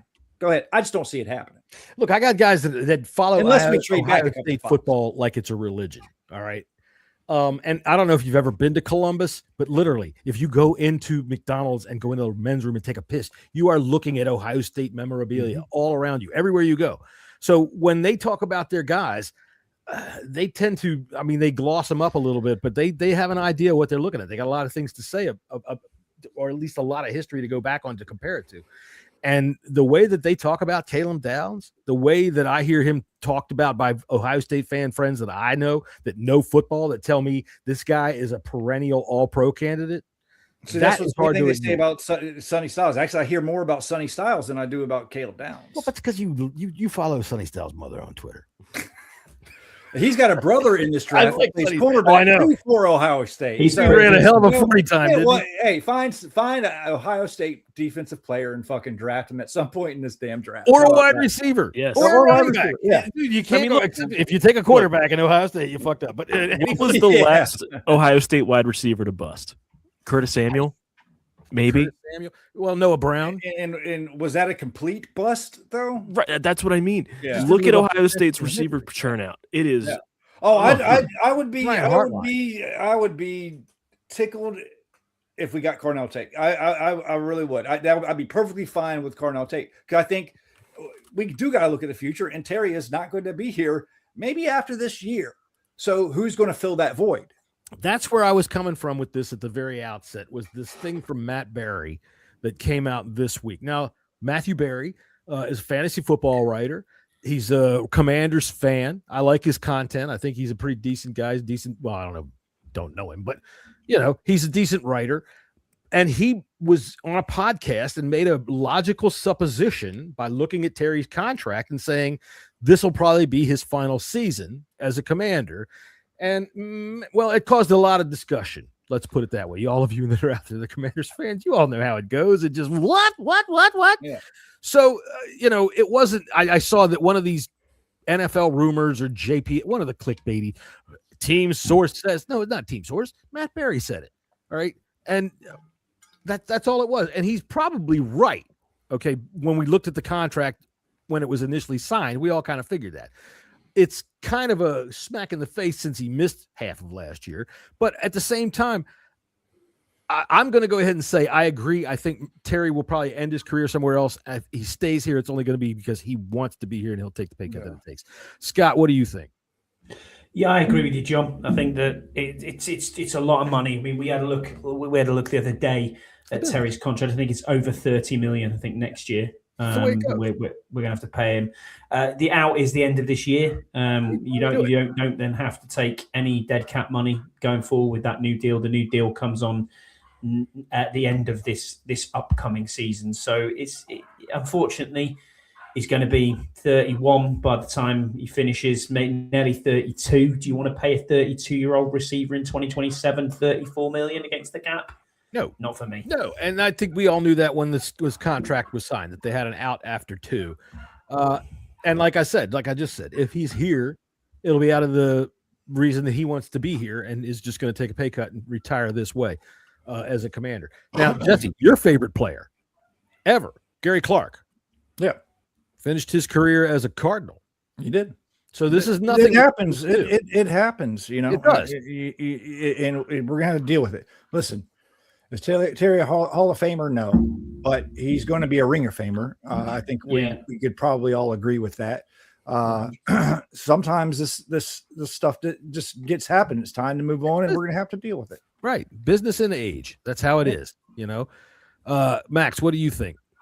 You've never seen a player that goes this long as Terry has with this team. Neither of you, Scott. Not anyone of this skill, but I mean, what Terry's this is his 9th year with the team? Yeah. I mean, a guy that I think all 4 of us realize or want that the moment he retires, they put his name up in the Ring of Fame. Yeah. I think the only one that I could compare it to is Santana Moss. Yeah. Okay. And they finally did that. So and Moss wasn't even homegrown here, right? You know, too. So that was a great day, boys. Oh yeah. Got mine too. But yeah, it's gonna be a bittersweet day. But it's going to happen, you know. Yeah. And yeah, probably what I do believe is it's a swan song, and hopefully he goes out on a high note here, and it has a good, healthy season. That's, you know, we want all of our starters. We wish them well and wish them health, but we need to start preparing for that break because it is coming. Right, which is why I would not at all be upset if they drafted a guy like Carnell Tate. Mm-hmm. And I know a lot of people will bitch and say, oh, his 4.5 time. Who gives a shit? For one, oh my God. What you're talking about here between him and some of the fastest guys in the league is 0.2 of a fucking second. Shut up. But you also run that between your fucking toilet and your refrigerator. Stop it. When's there's no point on the field anymore where you run 40 yards straight in a line. No. As a matter of fact, that's why the NFL tests at a 40-yard dash instead of a 100-yard dash or a 60-yard dash or a 50-yard dash. They test a 40 because back in the day, Paul Brown said that's about the only time as anybody's going to run a straight line is on a punt cover. You know, I think you should take, you know, if you're going to pay attention to some of that stuff, like the shuttle, you know, I think that one's a little bit more realistic. You know, the 40s are just, you know, that's just for gun open speeds, you know, maybe pay attention to the running backs, pay attention to the cornerbacks and stuff like that with the 40s. But for positional, like skill positional players, they're cutting inside and out, and it's not that fucking important. Like if you look at the fastest 40-yard dashes, you're sitting at a 4.21 with Xavier Worthy. Mm-hmm. John Ross is a 4.22. A cornerback that I've never heard of is number 3 at a 4.23. Like there's one guy on here that has actually like made something of his career, and it's Chris Johnson. Where was what's his name? He went to Maryland. He was a receiver from Maryland, and then the Raiders drafted him. You're talking about Hayward Bay? Yeah, Hayward Bay. Hayward Bay. He blew up at the combine, and the Raiders went and fucking picked it. And then they said, "Hey, Jamarcus, and you throw him the ball." And he was a 4.3. Yeah, he was a 4.3 flat, and he probably should have been like a 3rd or 4th rounder. And he was number 7. Yeah, we'll get you overall. A fast guy here. Nobody knows his name. There's been more times that I can count that the Raiders have picked somebody in the first round where people go, "What the fuck?" Dad, do you remember when they drafted Mike Mitchell? Yes. They didn't even have a card. Do you know about this? No. Mike Mitchell was a safety from Ohio that they drafted in the 3rd round. Not Ohio State. Ohio. He didn't get an invite to the combine. When he got drafted, he was at a bowling alley. Yeah. Now, this is when the draft used to be like all day Saturday. Rounds. Yeah. This is Al Davis of the Oakland Raiders. Mike Mitchell, you've been drafted by the Raiders. Right. If there's a Mike Mitchell here, you have a phone call. You have a phone call. Hello, this is the Raiders. Can you turn down the bowling pins? I remember that If you draft. ever really They want to drafted see if someone I named can rap, I Stryker. didn't rap as the Raiders. I rapped as Jamarcus Russell, in fact. Oh, God. Paulie probably remembers. Paulie says we are getting Ayuk at a bargain this year. We may. We'll try for Pierce regardless of the price. I don't think that's even I in doubt the that. cards at all. I agree. I'd like to see likely added. I think all of us would. Or a and conference. pray for a linebacker and edge in free agency. I see that's my most important position in free agency is the linebacker position. That's what I want them to target first and foremost. I'm glad you're finally listening to me. Took you 5 years. But yeah, I know the allure of Pierce. I do. I get it. I think he got, when Pittman got hurt, I think he reaped a lot of benefits. Yeah. Well, I mean, he's good deep. Yeah. He's nothing more than a wide receiver too for me. I tell you what, honest to God, if they release Pittman, I'd much rather take him at the value that we would get for him. Yeah. Pierce is going to get a ton of money, and I'm not ready to pay that for him for the 1 year that he's shown me anything. Yeah. Pittman is steady. You know? Keep in mind, Pittman was drafted with our draft pick too. Brandon Ayuk, okay, which seems to be a foregone conclusion. Look, if he can play, I'm happy. If he can, we're forgetting something. It happened just a couple days ago. Burks was re-signed. That's right. You get him at the back end of a roster. You go get your wide receiver too, and you got a good, I think, core of wide receivers when you add in Luke McCaffrey and Jalen Lane. I think you're right. I think our wide receiver room isn't as bad as it may seem at this moment. We need a number 2. But you're right. I did forget about that. But Treylon Burks re-signing to me is a big thing. I know, Coach, if you're out there, is going to laugh at me. I don't know why he's worth $4 million. Whatever. It's 1.3% of the salary cap. Look, if the guy pans out, I don't believe in anything spiritual with the exception of maybe karma. All right. And our karma has been so goddamn bad that we are due to be able to pull some guy off the dumpster like this and be able to make it work. The potential that he brings, the large target, the good hands for Jalen down inside the 20-yard line, man, I love it. I love that signing. Yeah. I want to say I do think McCaffrey is going to play a bigger role this year because we saw that last year and we really started to see him break out of his shell and develop more trust with the quarterbacks. With Mariota. Well, in the preseason, he had a pretty good game with Jaden too. I think it was the Chargers game was really good. You had a good game against the Chargers. Specifically in the preseason, he was open all the time. Yeah, and we were sitting here saying, why isn't he just getting the ball? Yeah. Well, that was, remember, we had this conversation several times last year because Jaden tends to run to his right when he's flushed out of the pocket or when he's on the move. Mm-hmm. And McCaffrey always seems to be trailing and doesn't seem to catch his eye. I was wondering, he's open. We always keep seeing, we were looking at PFF. Oh, look how often he's open. Okay, so why isn't he getting the ball? But I strongly believe there's trust has to be earned too. Yeah. And I think this goes with the Senate situation as well. We see, especially later on last year, he put some good film out there. Even though he wasn't targeted a whole bunch, he still put really good film. His route started to get better. He was getting open. So we got to take that in consideration as well. Hot take. I think our tight end room going into the season is going to be Senate, Bates, and Yankov. You might be right. No more tight ends. You wouldn't sign a tight end. Not that I wouldn't. I just think that they're going to do that. I don't think they're going to put the money in on it. I think it's going to be our guy. You'd have to think they're going to get at least a veteran pass catcher. Maybe. Unless they really like Yankoff too. Or they think it's time to step up. You know, they're just going to say you stepping up or else. That's it. You're going to do it or not. 3. Yeah, it is. This is the year 3. This is year 3 for tight ends. This is Senate's year. It's a make or break year in my eyes. Show what you got, or Peter's made a mistake. Paulie Wood says Daniels is going to be playing under a different scheme this coming year, playing a lot more under center, integrating play action over the RPO. That we keep hearing this, and we're not really sure. I mean, we want to see that, and we think so, but Blau is a complete mystery. I mean, we think we're going to see parts of this offense, the Ben Johnson offense. We're going to see parts of the Cliff Kingsbury offense, but we don't know. Maybe David Blau's had like a secret freaking weapon stashed under his pillow that he's been writing on. What do you think of that, Scott? I don't know.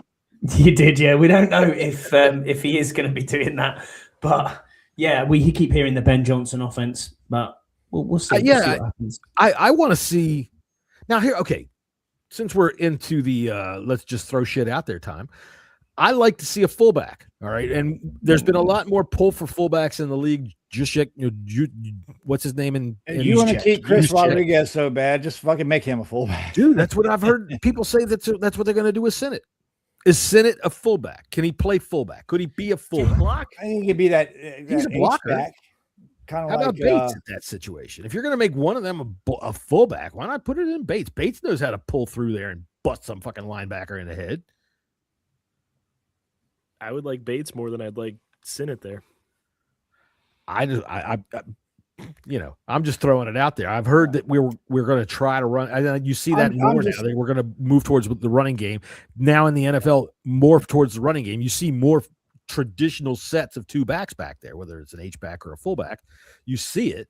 And I'm just curious as to anytime I ever see it in our offense, it's usually out of a pistol and then they formation out of it. They motion out of it. Yeah. So, dude, I'm old school. I want to see I formation. Send that freaking fullback up through the goddamn middle and break somebody's teeth open, running back right behind him. What do you think? I write 42 blast. There you go. Right. Yellow 30. Yellow 30. Hollywood says, I'm not sure the offensive features of fullback is going to be fast enough to compete in today's NFL. Who are the two prominent fullbacks in the league right now? Juszczyk and fucking hell. Ricard. Yeah. Patrick Ricard. Do you know who Patrick Ricard plays for? The Star Trek, The Next Generation. Great job, Dad. He's on the Ravens. So we've got the 49ers and we've got the Ravens. That's not true. Yeah. Well, I know most of this fan base is Derrick Henry behind them. I know most of this fan base is ready to give up on Ben Sinnott. I am not. We're not going. You look around the league, and you get your unicorns once in a while, like a Brock Bowers. He's not Brock Bowers. Right. It takes time. It does take time for most tight ends to develop. I think you're right in that I think fans, they always want to see us have whatever the best guy is, depending on who that is. You're talking about Scouts. What's that? Yeah. Putting them in the most fans. What I mean is they see a tight end that can go up and catch a big pass, right? Used to play basketball in college. What was his name for the Chargers? God damn it. Antonio Gates. Oh, I want somebody like Antonio Gates. Well, they don't grow them guys on trees. There's 32 other teams that want them too. Yeah. Right. So I kind of like what we've got in Sinnott and Bates. All right.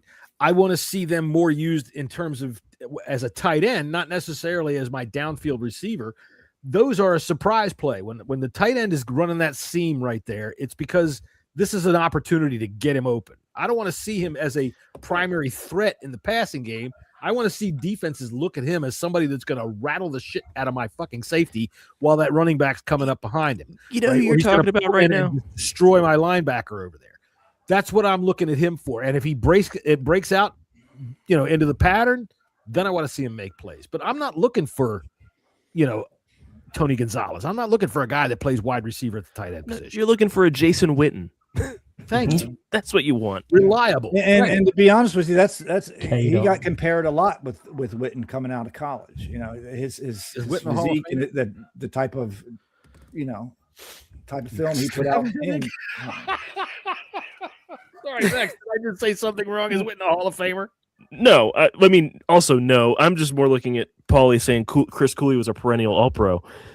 Well, Cooley was a damn good receiver. That's great. I don't think he made it All-Pro, did he? He never did. Yeah, I don't think. Yeah. Chris Cooley was a cult. Pro Bowler. It was a cult receiver that we had here, like a 2 or 3 time Pro Bowler, maybe. He was Pro Bowler a couple times, and I mean, I'm not ever going to disparage Chris Cooley's playing ability out there on the field. That dude was Mr. He was great. Hell yeah, Chris Cooley had the weirdest way. He held the ball like way down under his hip. You know, it was way down there when he had the ball, and I'm like, God damn it, that thing's going to come out any minute now. Cooley was that guy when you didn't expect it that would make that play. Yeah. Bam! There he was considered. I think in the Joe Gibbs offense when Gibbs was there, he was the H-back. Yeah, Madden used to have him listed as the fullback. Right. Yeah, he was the H-back, and that was when the H-back kind of made a comeback into the NFL when Gibbs, because that was one of Gibbs's innovations. And yeah, Cooley, hell yeah, man, I loved Chris Cooley as a tight end. I thought he played quite well. He blocked well, he caught well. And he made clutch plays, but I just don't think that we're going to go spending a lot of money on tight end in this free agent period. It's the way I see it. Yeah. Not a lot of money, but you could get K. Dotton on decent amount. And he can give you both blocking and pass blocking and run blocking. K. Dotton or Colson Yankoff? K. Dotton every day of the week. Yankoff's a cool name, though. I like Yankoff. It is. That's why I wanted Will Clapp, but he's retired, unfortunately. Imagine that. He's retired. He's a coach for the Chargers now. Very difficult for you to has he become a coach now? Is he? Because he was with the Saints last year. Like Coach Clapp. This season just gone. Coach Clapp. So he was playing for the Saints. He was a free agent this year, and I would have. Wherever he retired from, he was a Clapp. Wherever he retired from, he's a coach now. That's Saints. Then he's gone to. He was with the Saints last year. And you are right, Bollywood. So we got to rein John in sometimes, just a little bit. Sometimes. Yeah. You know who tried to do that? Remember when the Jets tried to do that with Rex Ryan? Work. Okay. Our 1987 football. Okay. Look at us. We won the Super Bowl, 1987. Defense and a strong running game, and then go over the top. That team could fucking score from anywhere. Okay. And whether that's 1987 football, if we're going to go for a running game, you need a defense to go with it. And we have that. That's where we need the most work. So it's just not today's game, though, I think. That's because they have smaller shoulder pads. I mean, did you look at the teams that just won the last few Super Bowls? That's a running game and a defense. Game and a defense. But again, I'm going to steal a words from John. Adaption. It's going to adapt, and it's going to get right back to high scoring, flying. Right, but Jesse, the thing though is the league is. It's why all these fucking rules are in place. They want scoring defense bowlers. But so here's the thing about that is, in order for the defense to adapt to that, they're going to have to get out of the too high safety look. Because that's just. I'm sorry. No, how else do you stop a running game? You bring another one in the box. Oh yeah. So right now the defenses have adapted to stop the passing game. Right. And the teams that are winning are able to take advantage of that with the Seahawks and the Eagles, because the Chiefs the year before were still at the high-flying game. We're in the beginning of this swing, which is going to take the next 7 to 8 years to get out of it. I don't know about that. That's some wisdom right there. That's how long these swings take. If you look at the offenses, I mean, Peyton Manning in 2013 had 58 touchdown passes. This year, the league leader, I think, barely touched 45. So that's a huge disparity. So all of a sudden, the league is now in the swing of defense and a running game. And then it's going to, when it opens back up, once the safety gets dropped back down, we're going to have these more crossing routes. That's what's going to have to happen. However, I will point out, regardless of how they manage to change these things, defense controls football. All right. And even when it was the highest flyingest, most, super duper, the greatest show on turf, right? The Rams that could fucking run up the points. They had the number 4 defense in the league. So I think, in my opinion, regardless of how the shifts of the offense goes, what Jesse just pointed out about me being correct is true. Don't you love that? Offense innovates, defense adapts. That's why offense is constantly innovating, because defense adapts very quickly. That's what I mean. It's going to get to a without point a whole lot of change where the offense is going to find the holes in it. I mean, this just happens all the time. Defense, that's why offensive coordinators, the good ones at least, and head coach, that's why they become head coach, because they can adapt and are able to figure it out in a quicker way, sooner rather than later. But if you look at the best offensive head coaches, you got Sean McVay, who gets himself a Puka Nacua, who is able to just run the entire route tree better than anybody in the league. Right. Like, yeah. But also at the same time, you got your Mike Shanahan's as well too. You know that did a lot with not a whole lot this year, and it was able to still run a functional offense with all of his players. You know, has made some major injuries is what I'm trying to say, you know, because he's that good of a offensive coordinator. They're getting smarter and smarter. And that same thing for defenses. I mean, look at Seattle's defense, their coach, but they had a pretty good offense too. Let's not true. But what I'm saying when I talk about offense innovates, defense adapts, when you look at offensive innovations, they happen almost all the time. All right. They're constantly looking for a new way to beat defense. But really, when you look at defensive from the conceptual standpoint, what's the last great innovation? What, the zone blitz? I mean, probably. Yeah, maybe. Right? Yeah. So, and that was brought about to try to factor against the West Coast offense, which that too, you know, you had your Rex Ryan amoeba defense. Everybody runs that was good for a couple of years, you know, and then the offenses is, you know, it just kind of goes on long, and that's kind of what makes football, especially in this era, exciting. Besides all the fucking rules, you know, I think all these fucking rules do gear towards the offense because that's what people. They can't even make a decent phrase for legal tampering. Yeah, but you're right. But all I'm saying is the defense will always be adapting because offenses are always innovating. And to try to stop defensive adaptation, right? Because defenses will shut them down. My big point is it always has. It's going to take a lot for that strong safety to come back into the box. And as a general rule, just to stop the run game. Mm-hmm. This is what we got away from. I mean, it's happened in the last 4 or 5 years of just becoming more of a league thing of these two high safeties. And we see pass numbers start to fall and rushing numbers go up. What's it going to take to break the two safety system and go back to a one safety system? It's going to take years of running backs just popping off against these defenses.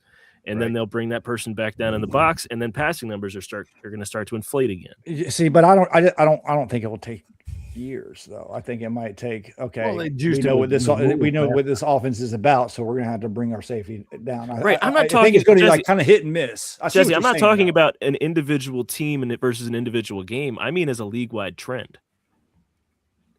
Because what I mean by league-wide trends, rushing numbers are going up, passing numbers are going down. Running backs are being more valued. So I mean, there's a reason that Saquon Barkley had 2,005 rushing yards and then had 1,200 last year. There's a reason that happened. So yeah, you can point out an individual team and say this is how you stop this team.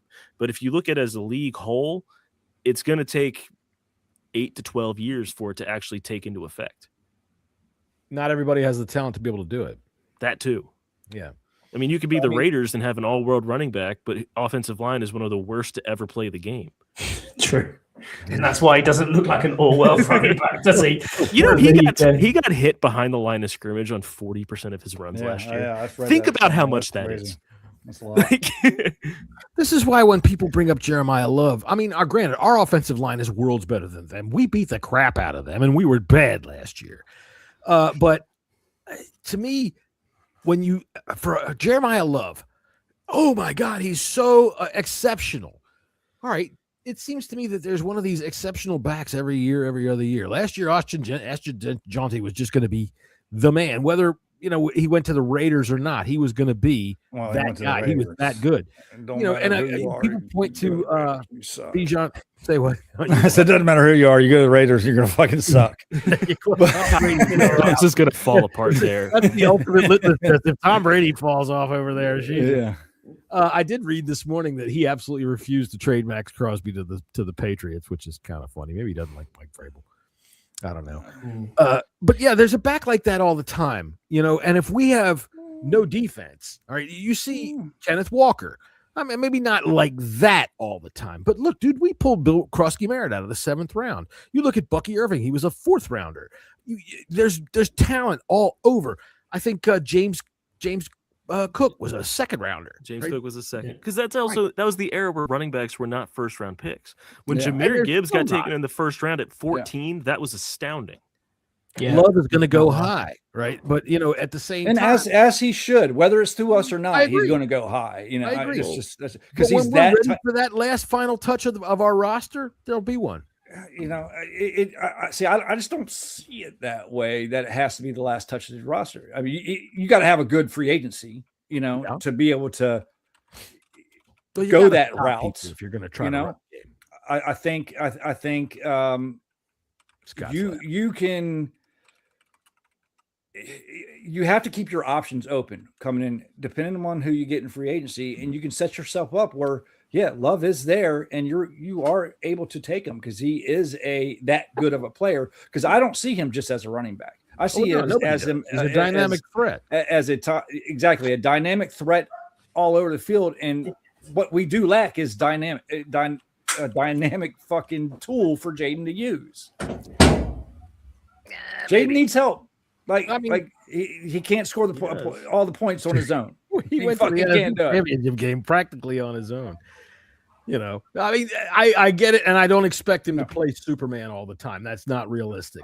But I just am shy about with as many needs as this team has. And I know you are, if you're in the top 10, BPA. But I am. It never. The two never separate. Need and BPA go hand in hand. And I just. If we best player available in a position of need, and I'm sorry, running back is definitely a position of need. Yeah, well, maybe I'm not so sure. I think Bill Krusty with another year under his belt of NFL training, put another 5 to 10 pounds of muscle on him. Dude, I like the way he plays. So I think he can grow. Maybe I'm just being a homer. Say we pick up Owe and then Quay Walker and a cornerback. Well, in free agency, then yes, that's setting up right there to fucking take Jeremiah Love. I'll be happy to. Our draft strategy is going to completely come into clear picture. Come Friday. Yeah, definitely. Oh, that's all I'm saying. It's not out of the question. People should not just erase an offensive player, not even just Love. I'm talking about an offensive player in general. Dude, Carnell Tate is one of my top guys. Lens, Jordan, one of my top guys. Who else?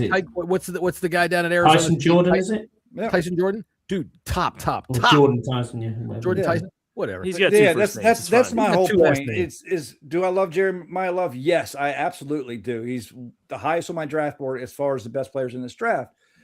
But got to do what's best for the team itself, and you can absolutely set yourself up in free agency to be able to take anybody you want to, and with that 7th pick. Now I noticed that James Conner signed. He did back today with what's he 30? All right, so yes. I'm for the Cardinals for a minute. Kyler Murray is like on the outs and outs. He's already gone. He's already gone. They're cutting. Are they sure he's gone, or is he just not like lost underneath a throw rug or something? I think he's going to go to the Jets or the Steelers. He's so maybe the Raiders. Go to the Jets. I thought Rodgers was leaning on coming back. He hasn't announced anything. Rodgers is like, hell, it's only March. I can fuck around with y'all till July. Right. Rodgers isn't going to say anything. Yeah. And I'm hanging out in a fucking cave here in Western Pennsylvania. All right, so we did get Kyler Murray did call us. I don't know if you knew that, Max. He called. I'm thinking Murray lands in Miami. See, I would not be surprised if they end up taking that Alabama quarterback and trying to restart everything. Because that's always worked out for him down there. Mm-hmm. So, like I said, Kyler Murray did call us on our 300th episode, and I'm gonna go ahead and play the call because Max didn't hear it, and I don't know if he was able to hear it or not, but there it is. Yo, dumbasses. The nerve you got calling me up, asking me to give you a shout-out for your 300th episode? You guys are dicks. Y'all have been making fun of me for being small since day one. I've had enough of this shit. Y'all think making jokes about getting snatched up by a bird is funny? Man, that shit hurts. I tell you what, I only fell down one sewer grate. Y'all act like I can't even walk down the sidewalk. You said they had to call the fire department to help me get down from a bar stool at the club. That shit was ridiculous. My mother heard that shit. It scared the hell out of her. Well, look, I've had it up to here. My lawyer's gonna hear about this shit y'all keep up with these short jokes and tiny man bullshit. Y'all keep it up, you hear? I will fuck you. Oh, goddamn it, man. Man, who the hell spits gum on the goddamn sidewalk? Oh, goddamn it, now I'm stuck. I'm gonna be late. Man, this shit is nasty. Was it you? Was it you? Motherfucker, I will kick your ass. There you go. There you go. All right, I'll play one more last thing, and then we're out of Are you here. a Washington football fan active on social media? Hell yeah, go team. Have you ever been called an idiot or told you didn't know anything about football? Oh yeah, all the time, moron. Washington football fans active on social media, this is for you. It's the complete Washington football fan real-time overreaction kit. Now you can share your stupidity instantly during the game as it happens over all your social media platforms. Oh wow. Want to fire a coach or a player? That's what I would do. Just select their name and your dumbass post will write itself. That's cool. Instantly access a complete list of players we could have had that are better than the sorry-ass motherfucker you're watching out there on the field. I told you, we should have signed Sam Darnold. The complete Washington football fan real-time overreaction kit allows you to immediately say some stupid shit and then move seamlessly to the next stupid shit you want to say without having to back anything up with facts or We reality. should sign Cam Newton. He's better than anybody we have. With one click, you can choose from hundreds of pre-written posts to instantly access the most popular game day comments. Comments like, I told y'all this team sucks, but nobody wanted to listen to me. John Bostic couldn't tackle my grandma. We should have drafted Justin Herbert. Why can't we stop anybody? What the fuck is this? What the fuck was that? Fuck this shit. I'm done with this team. That sounds awesome. Download the Washington Football Fan Real-Time Overreaction Kit right now and let everybody know that you're the genius and you should be running the team. I do believe they have a free agency special running right now that you can get at least 100 opinions that you can just instantly throw out there. That Only $9.99. $4.99. Just got you get a discount code there if you write in hashtag #AbnerWoo as well. AbnerWoo. That's fresh from Abner Industries. All right. I think we're done for the day. Are we done for the day? Yeah, I think we're good. This has been Are a we hell on of Friday? So we've talked about some defensive free agents here. We're going to see what Adam Peters does, whether he was paying attention today or not. We sincerely hope so. Because, really, just like every other fan, we the fucking know what we're talking about. All right, anyway, we will see you guys again on Tuesday, where we will discuss... Tuesday? I get... What Tuesday, It's that like time in 2 days? What's that? Yeah. Okay. Hey, it's that time of year, Look, man. I got to get this back on my schedule, all right? You are a Commanders fan, Redskins fan. You know that March and April is the time of year. You're right. That's when we win our Super Bowls. How could I forget? Yeah. That's right. So we'll come back on Tuesday. We'll talk about all of the legal tampering that has gone on and what we expect to see on Wednesday morning. And until then, remember, look, I don't care what your politics are, and I don't care whether you agree or not. We got people in harm's way. If you can, give blood. And that's all I'm going to say about that. Until later, I'll say later. Yeah, push